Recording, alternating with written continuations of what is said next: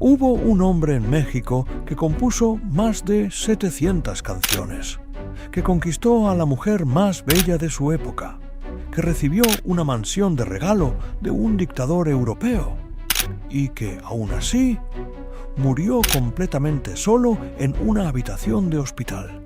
Hoy vamos a descubrir la vida de un hombre que no debería haber llegado a ningún lado. Un hombre que tenía la cara marcada por una cicatriz, sin dientes propios, sin fortuna de origen, sin apellido famoso. Porque hablar de Agustín Lara no es solo hablar de boleros, es hablar de un ser humano que convirtió la soledad en arte, la fealdad en seducción, la pobreza en lujo y el dolor en las canciones más bellas que ha producido México. Acompáñanos a conocer al músico poeta, al flaco de oro, al hombre que hizo llorar a todo un país con una melodía. Quédate hasta el final, porque la historia de cómo este hombre, feo, pobre y desconocido, llegó a conquistar España, Cuba, Argentina y el corazón de María Félix, es la historia más extraordinaria que vas a escuchar hoy. Comencemos aquí en Fortuna Salvaje. El hombre que no sabía ni cuándo había nacido, su nombre completo era una locura de apellidos y santos: Ángel Agustín, María Carlos Fausto, Mariano Alfonso del Sagrado Corazón de Jesús Lara y Aguirre del Pino. Pero el mundo lo conoció simplemente como Agustín Lara. Y aquí comienza el misterio. Porque Agustín Lara no sabía con exactitud cuándo ni dónde había nacido. O tal vez sí sabía, y prefería no decirlo. La versión oficial que él siempre defendió fue que nació el 30 de octubre de 1900 en Tlacotalpan, Veracruz. Ese dato está grabado literalmente en su tumba. Pero sus biógrafos, tras una década de investigación, encontraron algo diferente. Según el registro civil, nació el 12 de noviembre de 1897, y no en Veracruz, sino en la Ciudad de México. Otros apuntan a Tlatlauquitepec, en la Sierra de Puebla, donde vivía su familia antes de mudarse a la capital. Vale la pena preguntarse, ¿por qué un hombre querría cambiar el año de su nacimiento? Quizá era coquetería, quizá era romanticismo, o quizá... Agustín Lara entendió desde muy joven que la imagen que uno proyecta es tan poderosa como el talento. Y si podía nacer en el Puerto Jarocho, en Veracruz, el estado que amaba con toda el alma, pues que así fuera. Sus padres fueron el doctor Joaquín Mario Lara y María Aguirre del Pino. El padre lo abandonó cuando Agustín era todavía muy pequeño, y a partir de ese momento él creció con su madre y su tía refugio en el barrio de Coyoacán, en la Ciudad de México. En la casa de su tía había una capilla con un armonio. Ese fue el primer instrumento que tocó el pequeño Agustín, y en ese momento, sin saber lo que estaba haciendo, todo comenzó. Desde los 7 años ya tocaba el piano, no como los demás niños, que lo hacían por obligación. Él lo hacía porque no podía no hacerlo. Probablemente esa soledad temprana, el padre ausente, la inestabilidad, la pobreza, fue el combustible de toda su obra posterior. Los niños que aprenden a estar solos muy pronto aprenden también a construirse mundos propios. Y el de Agustín Lara fue un mundo de melodías, de palabras poéticas, de noches imaginadas. De los burdeles a la radio más poderosa de América. A los 15 años, Agustín ingresó al colegio militar. Duró poco. Pronto se dio cuenta de que su vocación no era marchar, sino componer. Y entonces comenzó la etapa más oscura y más formadora de su vida. Durante los años 20, Agustín Lara tocó el piano en bares, cabarets y casas de mala nota por toda la Ciudad de México. Lugares donde la luz era escasa y los sueños abundaban. Donde las mujeres que lo escuchaban eran, en sus propias palabras, pobres chicas ojerosas y hambrientas que, a pesar de la realidad de su destino, tenían tiempo para soñar conmigo. Era tan pobre en esa época que tenía un solo traje para toda su vida. Y cuando no tenía para la planchada, lo colocaba debajo del colchón antes de dormir, para que al día siguiente la raya del pantalón estuviera impecable. Mi guardarropa se componía de un solo traje, el que llevaba puesto. Contó él mismo años después. Puede ser que esa obsesión por la elegancia, por mantener la imagen cuando no había nada, fuera el origen del Agustín Lara que conoció el mundo. El hombre de los trajes impecables, del portafolios en la mano, del cigarrillo en los labios, la elegancia como armadura, la imagen como única propiedad real. Fue también en esos años cuando ocurrió algo que lo marcaría para siempre. Una noche, en algún cabaret, las versiones varían si fue en Puebla o en la Ciudad de México. Una mujer muy celosa lo atacó, con una botella o con una navaja. Las historias divergen.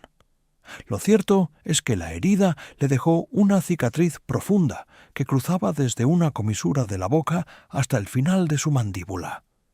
Muchos creyeron que esa cicatriz acabaría con cualquier posibilidad de éxito, que nadie querría ver a un hombre marcado cantando canciones de amor.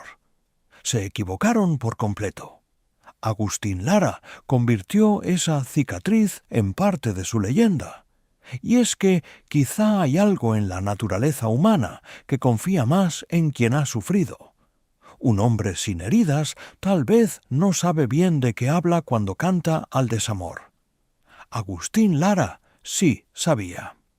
El verdadero cambio llegó en 1930, cuando inauguraron la XEW, la estación de radio más poderosa de América Latina. Emilio Azcárraga Vidaurreta lo invitó a formar parte del elenco inaugural. Para 1932, Agustín Lara ya tenía su propio programa, La Hora Íntima de Agustín Lara, transmitida de 10 a 11 de la noche. Y México entero se quedaba despierto para escucharlo. Entre 1930 y 1940, compuso y popularizó canciones que hoy son patrimonio cultural. Solamente una vez, en 1941, Veracruz, pecadora, aventurera, Santa, que fue la banda sonora de la primera película sonora de México en 1931. Compartía el micrófono con Pedro Vargas, con Toña la Negra, con Juan Arbizu. Se convirtió en el centro de la música romántica de toda una época.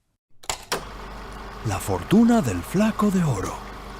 Durante las décadas de los 30, 40 y 50, Agustín Lara fue uno de los compositores más cotizados del mundo de habla hispana. Sus ingresos venían de múltiples frentes: la radio, los discos, el cine, las giras internacionales. En la XEW ganaba un sueldo fijo que era extraordinario para la época.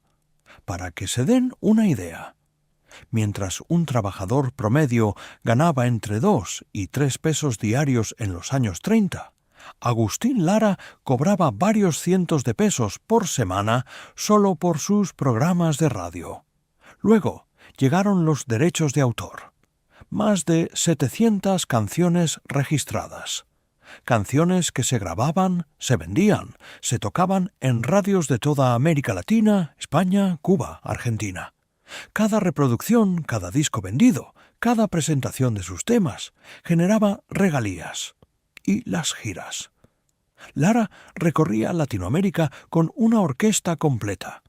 Se presentaba en teatros y casinos de primera clase, en Cuba, en Argentina, en España. Con ese dinero, Agustín Lara construyó una vida que nadie le hubiera imaginado al pianista muerto de hambre de los cabarets. Vistió con los mejores sastres de México, trajes de lino blanco impecables, relojes de oro, portafolio de piel fina. Era, como decían sus contemporáneos, el hombre más elegante de cualquier salón al que entrara. Y luego llegó el regalo más extraordinario. Cuando compuso canciones sobre España, Granada, Madrid, Sevilla, Toledo, el dictador Francisco Franco quedó tan maravillado que le ordenó a sus funcionarios que le hicieran un regalo al compositor mexicano, una casa, en la propia ciudad de Granada, en España. Un músico mexicano que nació en pobreza, que tocó el piano en burdeles, que durmió con un solo traje. Recibió una mansión en Europa de regalo. ¿Se imaginan lo que eso representaba para un hombre de su origen? Probablemente, para Agustín Lara, esa casa en Granada no era solo una propiedad, era la prueba definitiva de que el arte no tiene fronteras, de que un bolero compuesto en la Ciudad de México podía llegar a conmover a un continente entero. En México, el gobernador de Veracruz le cedió también una propiedad en Boca del Río, Veracruz, una casa blanca y serena frente al mar, que hoy es el Museo Agustín Lara, ubicada en la avenida Ruiz Cortines esquina con el Boulevard Manuel Ávila Camacho. La llamaron la Casita Blanca. Y en 1953, el presidente Adolfo Ruiz Cortines le dedicó un homenaje en el Palacio de Bellas Artes, el escenario más importante del país, para un hombre que décadas antes tocaba piano sin cobrar. María Félix y el amor más famoso de México. Pero si hay algo que la gente recuerda tanto como sus canciones, es su relación con María Félix. En 1945, Agustín Lara se casó con María Félix, la mujer más bella de México, probablemente de toda América Latina en ese momento. Era una unión que nadie entendía. Ella, radiante, perfecta, temida. Él, flaco, con cicatriz, con dentadura postiza. Los chismes corrieron como fuego.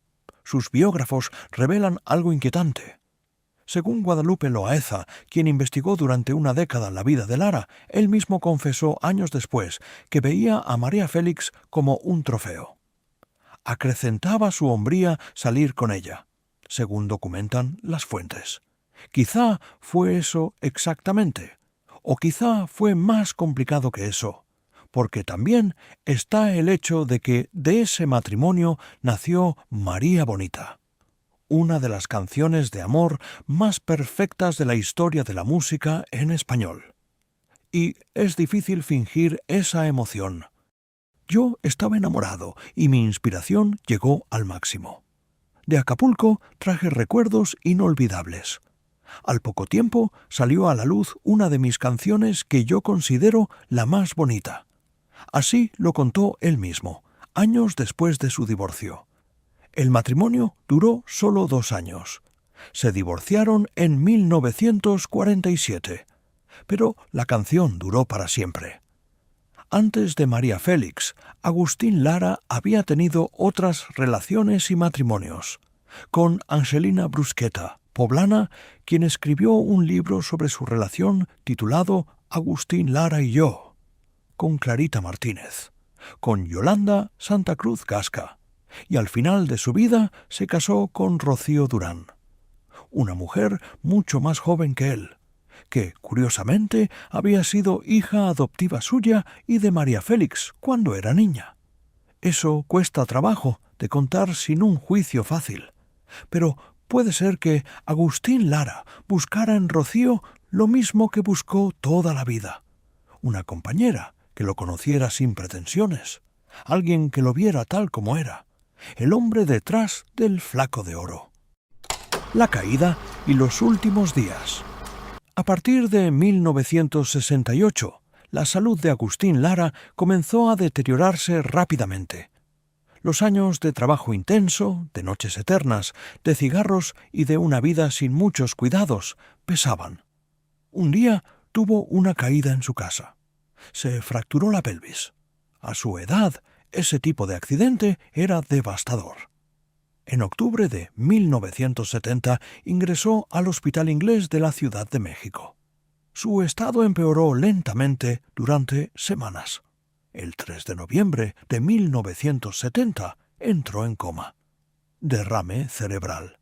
A las 5:50 de la tarde del viernes, 6 de noviembre de 1970, Agustín Lara falleció. Tenía 73 años. La causa oficial fue insuficiencia cardíaca causada por enfisema pulmonar crónico. Estaba solo, en la habitación 347 del hospital. Rocío Durán, su última esposa, no estaba presente en ese momento. Le habían dicho que esa tarde había mostrado una ligera mejoría. Hay algo profundamente poético y doloroso en ese detalle. Agustín Lara, que cantó al amor con más intensidad que nadie, que tuvo matrimonios y romances y admiradoras en todo el mundo, murió solo. Quizá esa soledad nunca lo abandonó. Quizá era parte de él. Quizá era la misma soledad que lo hizo grande. México entero lo lloró. La noticia salió al día siguiente en portada de 8 columnas en todos los periódicos. Agustín Lara ya solo vive en el fondo de su música. Su féretro recorrió la avenida Juárez entre corretizas, pisotones y una lluvia de rosas lanzada desde las ventanas de los edificios. Los floristas de Chapultepec cubrieron el camino de flores. Miles de personas salieron a las calles. El presidente Gustavo Díaz Ordaz decretó de inmediato que sus restos fueran sepultados en la rotonda de las personas ilustres del Panteón Civil de Dolores, el lugar reservado para los mejores hijos de la patria. En el Palacio de Bellas Artes, Salvador Novo, cronista de la Ciudad de México, dijo: «Con su muerte se va un artista, pero queda en el corazón de todos los mexicanos el gran calor de su obra inmortal». El legado del músico poeta. Agustín Lara dejó más de 700 canciones registradas, melodías grabadas en múltiples idiomas, interpretadas en todos los continentes. Su álbum Rosa, de 1958, fue catalogado como uno de los 25 mejores álbumes de la historia de la música latinoamericana. Granada sigue siendo el himno no oficial de una ciudad española que él nunca imaginó conquistar cuando tocaba el piano en cabarets de la Ciudad de México. Su hermana menor, María Teresa Lara, también fue compositora. De hecho, algunas de sus canciones más famosas, Noche de Ronda y Piensa en mí, figuran registradas a nombre de ella. Una historia familiar que todavía genera preguntas. Pero más allá de los números y los registros, Agustín Lara dejó un arquetipo. Demostró que el talento no necesita de un rostro perfecto, que la poesía puede nacer en los lugares más oscuros, que un hombre sin linaje, sin fortuna de origen, sin apellido conocido, puede llegar a recibir una casa en Europa, ser homenajeado en el mejor escenario de su país y quedar grabado para siempre en la memoria de un continente. Vale la pena preguntarse qué habría pasado si Agustín Lara no hubiera tenido esa cicatriz, si no hubiera pasado hambre, si no hubiera conocido la oscuridad de esos cabarets nocturnos. Probablemente sus canciones habrían sonado diferentes, más prolijas, menos verdaderas, porque el dolor que vivió fue exactamente el material con el que construyó su grandeza. Algunas estrellas brillan intensamente y después se apagan. Agustín Lara se quedó para siempre. Y esta historia de un hombre que convirtió su cicatriz en corona y su pobreza en poesía, nos recuerda que los límites que creemos tener a veces son los mismos que nos obligan a ir más lejos. Pero hay otra vida que necesita ser contada, otra leyenda que merece ser recordada. En el próximo video descubriremos la vida de Irma Serrano, la tigresa, la mujer que se atrevió a todo, que tuvo presidentes a sus pies, que vivió entre mansiones y escándalos, y que nadie, absolutamente nadie, pudo domar. Porque, mientras alguien recuerde, los grandes nunca mueren. Nos vemos en el próximo video.